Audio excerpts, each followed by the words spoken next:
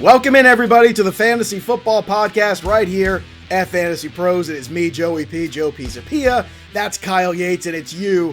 And we're talking all things football today. In fact, we're talking rookie running backs and rookie quarterbacks in redraft leagues, which is where most of you play, and we realize this.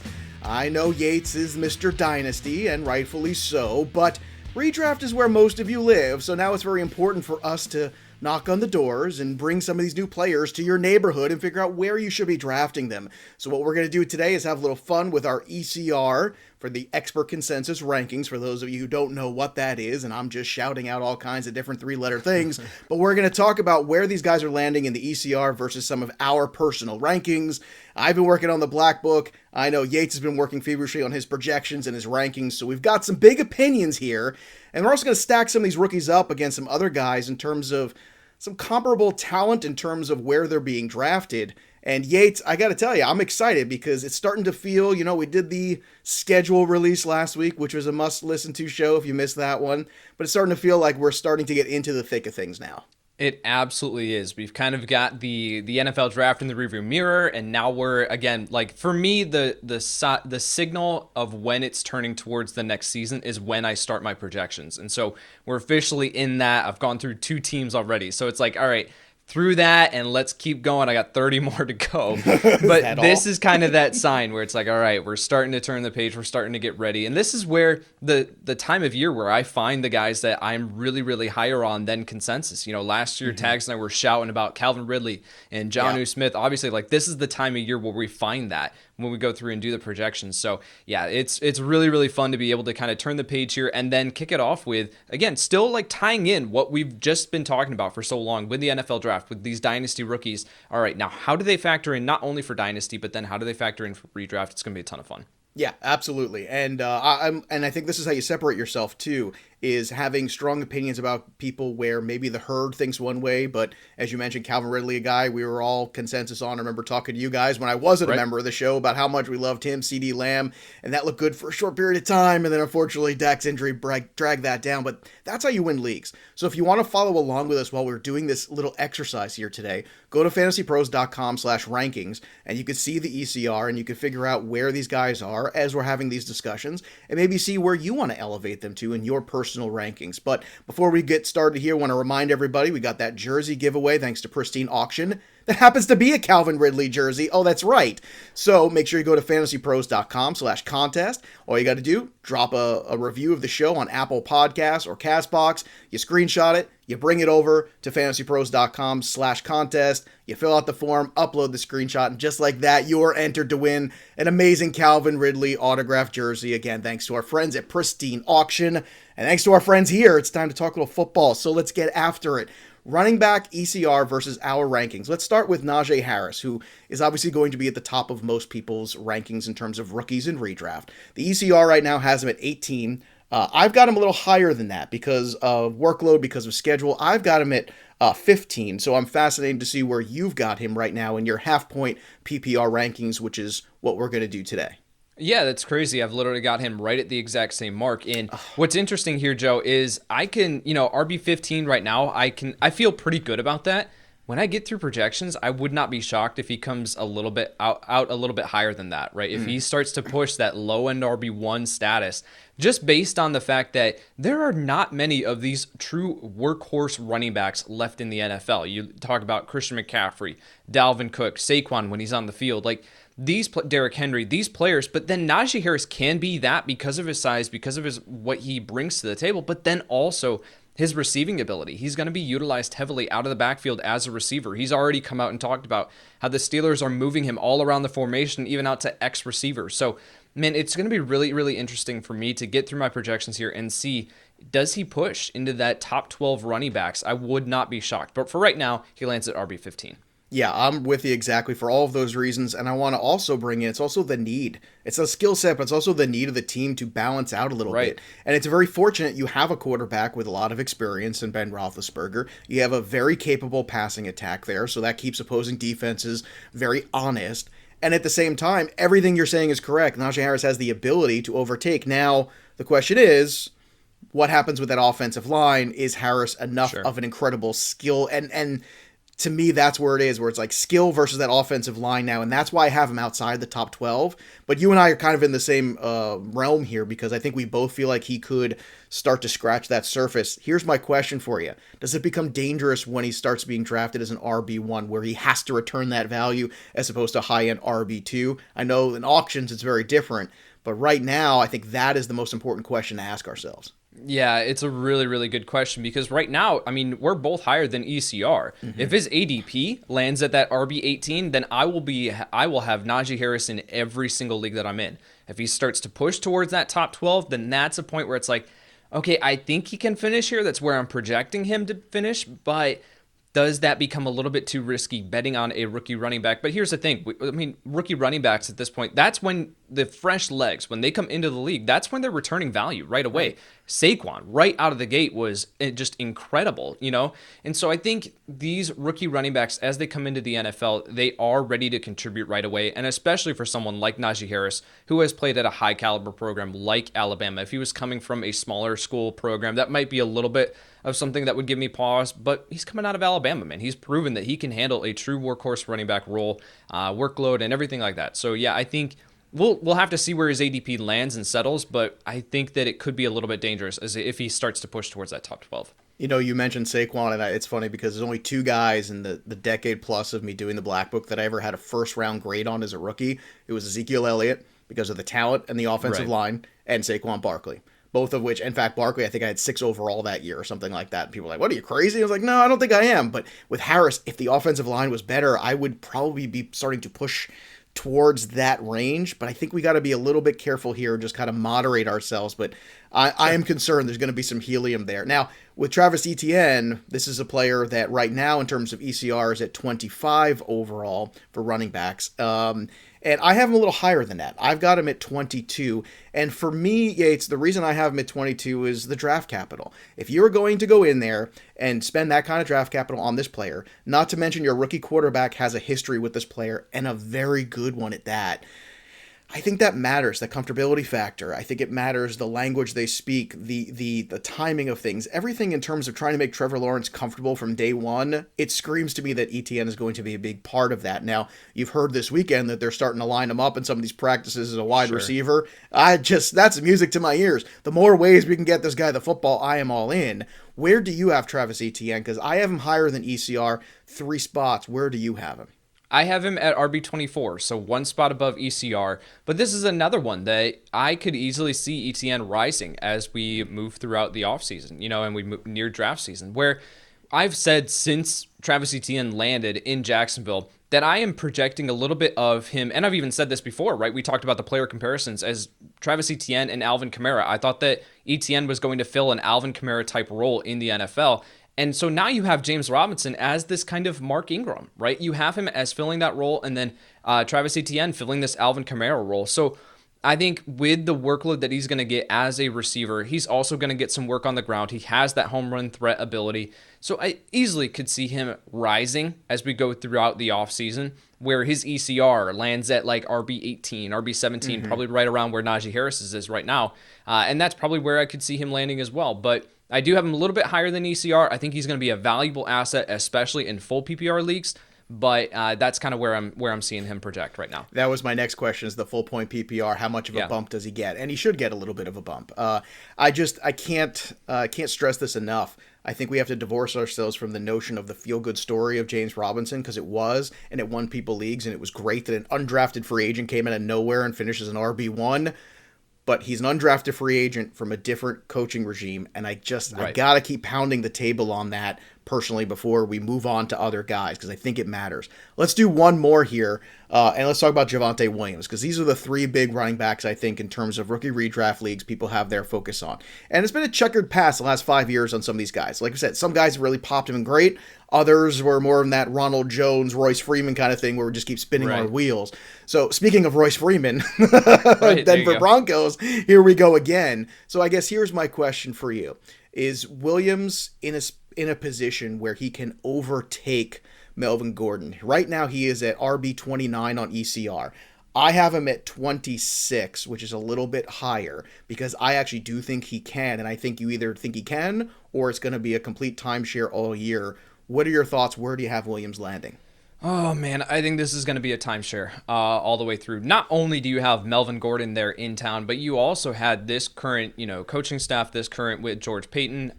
They brought in Mike Boone as well this offseason. Now, I don't think that Mike Boone is a huge threat to take away a ton of workload, but he's going to be involved. They don't give him that type of money. They don't bring him in intentionally in free agency, let Phillip Lindsay walk without having a clear role for him and a clear opportunity there. So I do think he's going to see some work. I think that this is going to be kind of a messy backfield. I think this is going to be what Indy was throughout the first part of the year until we finally got to the point where Frank Reich turned it completely over to Jonathan Taylor. So I could easily see this situation playing out. I've got Williams right now at RB 36, and I've got Gordon right around that range too. I might have Melvin Gordon a little bit above.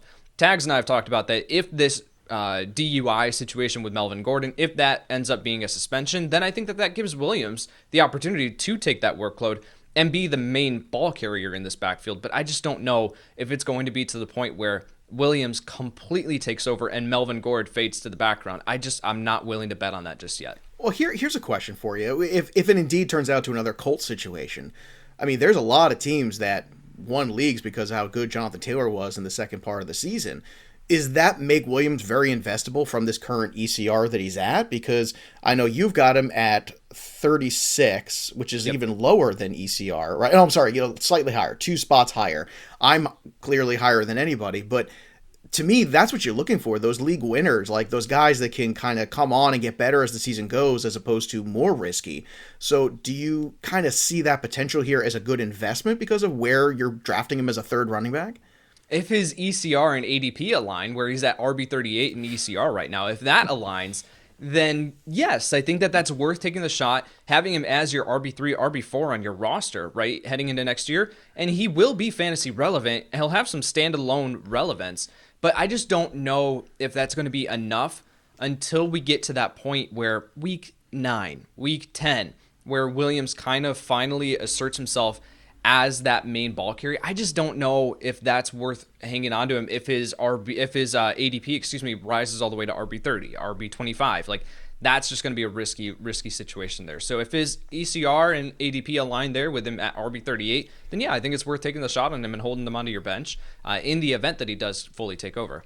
All right, if you've been keeping up with our content recently, that you know they were huge fans of Underdog Fantasy and some exciting contests that they've got going on right now. And at top of that list is Best Ball Mania 2, the tournament to win it all, the biggest best ball contest in history, with a $3.5 million total prizes, with a $1 million prize at first place. So for any of you fans out there that also have the contest, they're also running NBA as well. You can get an NBA playoff stuff over at Underdog, but the football is what we're concentrated on. Now head over to UnderdogFantasy.com and use that promo code FantasyPros, and you'll receive a free contest entry with your first deposit. Again, that's UnderdogFantasy.com, promo code FantasyPros. Claim your free entry now for Best Ball Mania 2. And I have to say it like Vince McMahon every time just because I have to.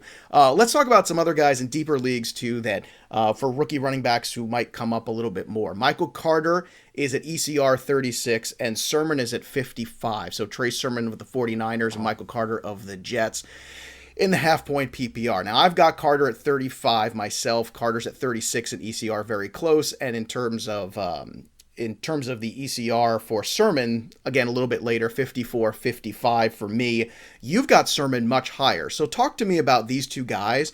Why do you put Sermon so far ahead of some other people who are ranking right now, especially because there are so many different options in that 49er backfield? Yeah, this is taking a little bit of projecting because I really am curious whether or not Raheem Mostert is going to be on this roster to start the season. Mm-hmm. I could easily see them moving on from Raheem Mostert. I don't know what his dead cap number is, but I don't think it's significant. So with his injury history, with the investment that they moved up to go get Trey Sermon. They gave the contract extension to Jeff Wilson. I think JaMychal Hasty's out here. And then they've got Elijah Mitchell, who they brought in the NFL draft as well. I don't see them completely just moving on from him right away. So that takes up another roster spot.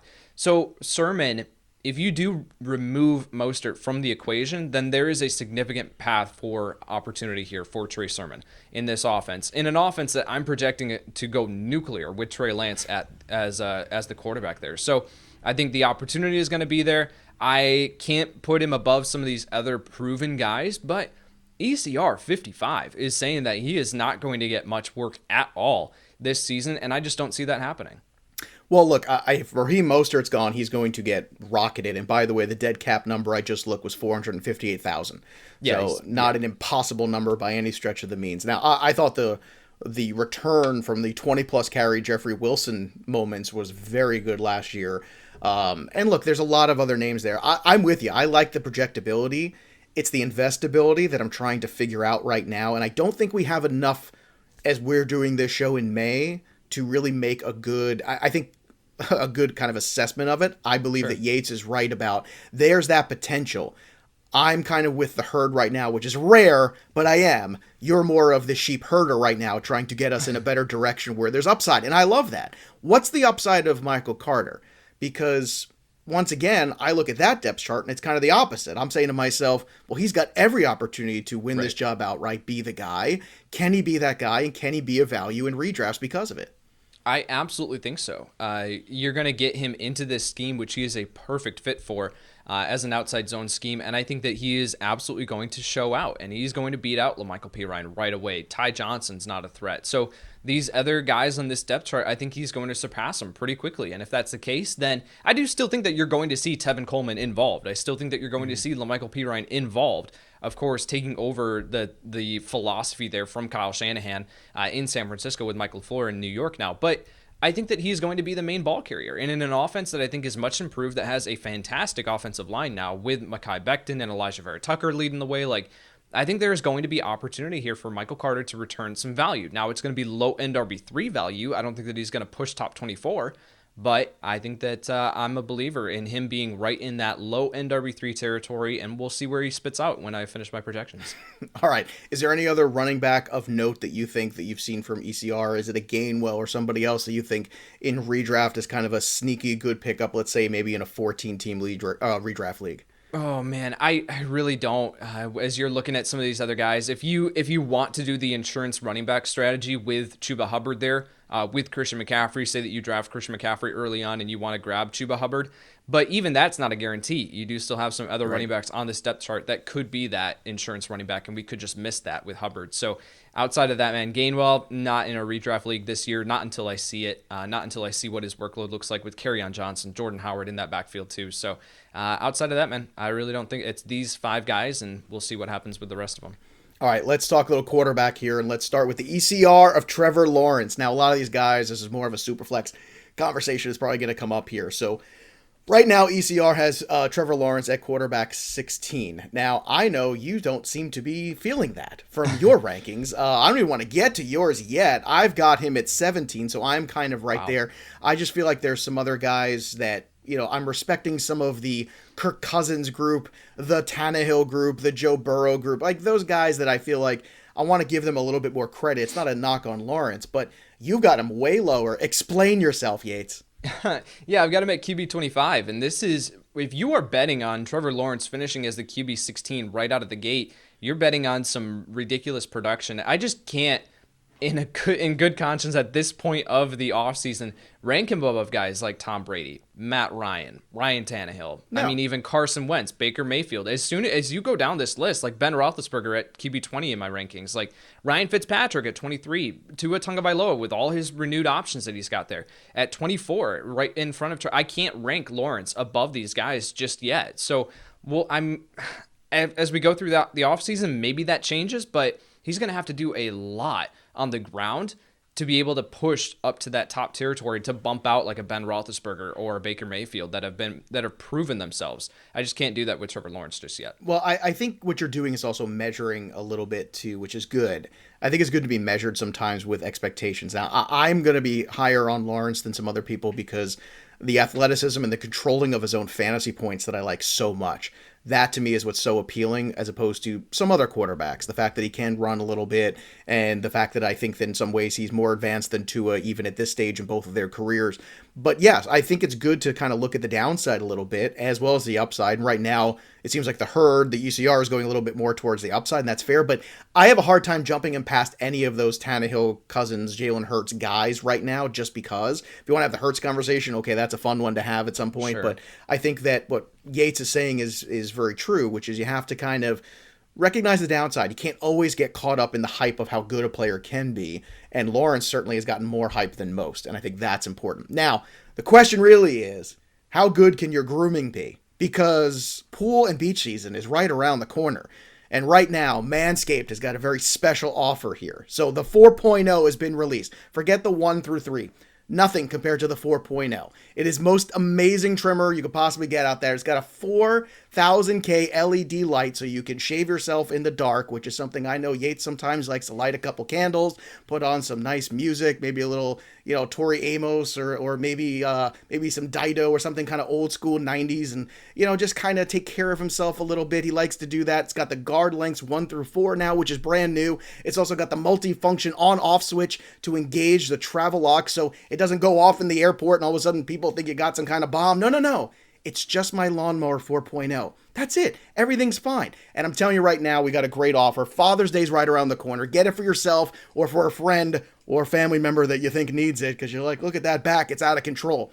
Go to manscaped.com. Get your 20% off and your free shipping thanks to Manscaped. And that is our code FantasyPros. So once again, the code is FantasyPros. Get 20% off and free shipping at manscaped.com. Your balls will thank you. And everybody needs to relax with a nice, relaxing bath. Yates, there's nothing to be ashamed about. I do it too. I listen to different music than you do, but that's okay.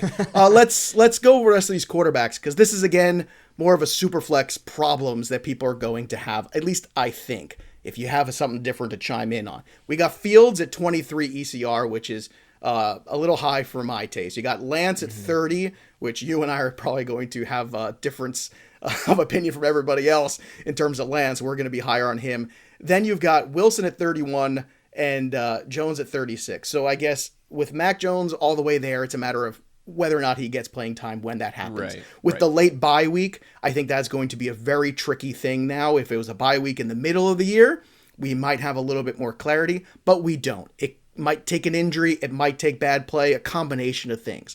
Then you got Wilson, who's going to start out of the gate, but I don't know if any of us are really looking for him to really bolster above some of those other guys. If you got a hard time ranking Lawrence high, I can't imagine where you have Wilson. And then there's Lance and Fields. So take me through your rankings by comparison, because it feels like in Redraft Superflex, these are more like third quarterbacks to take that you feel like as the season goes on, they might overtake your QB2 or help you in bye weeks. What's your thoughts on these guys? That's exactly it, Joe, where these guys, Trey Lance, Justin Fields, Zach Wilson to a degree, Mac Jones, like all these guys, they have questions about what their true value is going to be when they see the field. So Trevor Lawrence, we know that he's going to see the field right away. I just can't put him above some of the other guys. We just had that conversation with Trey Lance. I think it all comes down to he's going to be outstanding when he sees the field because of his rushing ability. He's going to provide immediate value. If we had the guarantee that Trey Lance was going to start week 1, if we had the guarantee that Justin Fields was going to see the field week 1 and he was going to be the locked-in starter like we did with Trevor Lawrence and Zach Wilson, these guys would probably be in my top 20 because of what they can bring with both their rushing ability and as a passer. So I think that if we start to see that Andy Dalton struggles in training camp and, Justin Fields is outplaying him, if Jimmy Garoppolo and Trey Lance, same thing, then I could easily see ranking these guys higher. For right now, I've got Trey Lance at QB 27. I've got Justin Fields at QB 33. Both teams, San Francisco and Chicago, they have talked about wanting to have their starters start the entire season. Jimmy Garoppolo and Andy Dalton. It's not going to happen, but that's I was going to say that is hilarious to me, Yates. Right. I mean, you're going to hear that talk because, these guys, they're paying money and they brought them in, especially in the Chicago situation. You brought in Andy Dalton. He kind of thought it was going to be his job, and it's not. And Garoppolo, they're paying a lot of money. But if you're going to make an investment on one of these guys, in terms of, let's say, Superflex right now, you're in a redraft. You got Fields, Lance, Wilson, and Mac Jones. I think we can kind of put Jones kind of to the side here. Yeah. It's kind of a 3-person race. Do you want Wilson from day 1 as that third quarterback? Do you want Justin Fields, who might take over quicker than Trey Lance? You can make that conversation. Or do you want Trey Lance, who might be the best of the 3 in terms of fantasy productivity, but you might have to wait the longest for? It really depends on what I did with my first two quarterbacks. That is a smart answer. Darn it. I wasn't prepared for such a good answer. If I have two of these quarterbacks who they come with a little uncertainty, and I need another starting quarterback that I can cycle in and play the matchup game, then Zach Wilson right out of the gate is going to be my QB3 because I have that guarantee that he is going to start. If I have two locked-in starters, I invested heavily in the quarterback position, and I just want to shore up that position and swing for the fences and get Trey Lance or Justin Fields as my QB3, then that's the strategy that I'll take. If I can afford to wait, then I'll wait, and I'll grab a Justin Fields or Trey Lance. If I have to have another starting quarterback, then I'll go with Wilson there. Would you take any of those guys over Daniel Jones right now?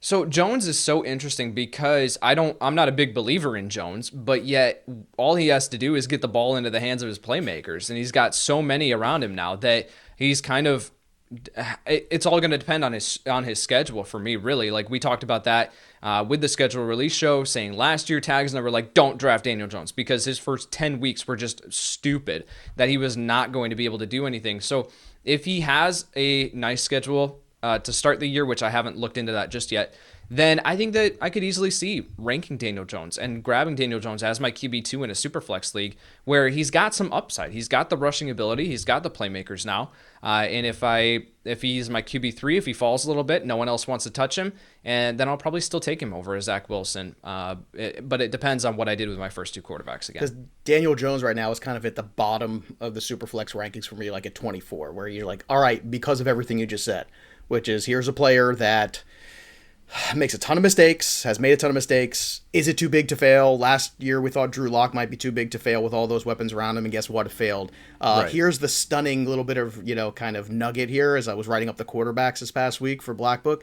27 NFL games he's played. Jones has 29 fumbles and 22 interceptions. It's ridiculous. That is a problem. That is very difficult. And then you have to say, is it too big to fail? Are we going to have Daniel Jones take a step forward? Or is it worth investing with younger guys and seeing what the upside is? It's a very important question to ask ourselves, and we'll have to see as the season goes on here in the offseason and preseason what we get out of that new offense with the Giants with Galladay and Saquon on the field at the same time. Let's play a little game because I like games. Let's do a little Would You Rather. These are some guys that are rookies versus guys that are already on the board, kind of similar ECR right now. Let's start with Najee Harris. Let's go back to the top and circle around.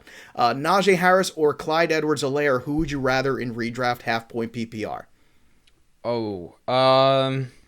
As of right now, I think it might be Najee Harris. Yeah, let's do it. Me too. Make it 2 for 2. I think there's upside there. And I talk about controlling the scoring. Patrick Mahomes controls so much of the scoring there in Kansas City. I just have a hard time kind of seeing Clyde Edwards-Helaire in the half PPR kind of, I don't know, out-dueling. I'll go with the guaranteed touches there with Najee Harris. All right. We're 2 for 2 on that one. Travis Etienne or James Robinson, which is a question some people are going to have to be asking themselves. It's easy. For me, it's Etienne already. Yeah, that's pretty easy for me. That's Travis Etienne. All right. Latavius Murray or Michael Carter. I'm taking the upside with Carter at this point. Oh, yeah, I might go Michael Carter there. I've been kind of driving this Latavius Murray, has some value, especially as an insurance running back to Alvin Kamara, but I think I might go Carter there. All right, how's this one for fun?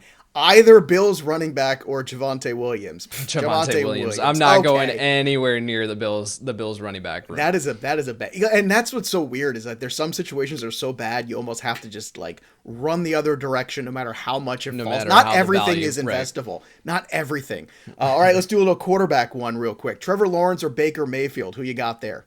I'm going to go Baker for right now.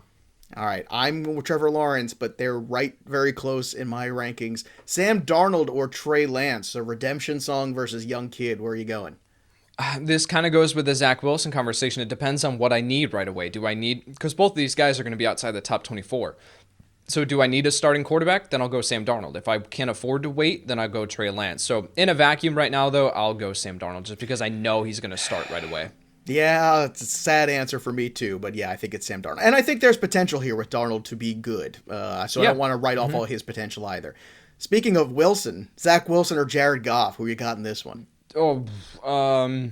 I think I actually might have Jared Goff ranked I ahead, do which too. is It's an okay. issue. This is a safe place. We can do these kinds of things and say these things here. Oh my word, I do not like that at all.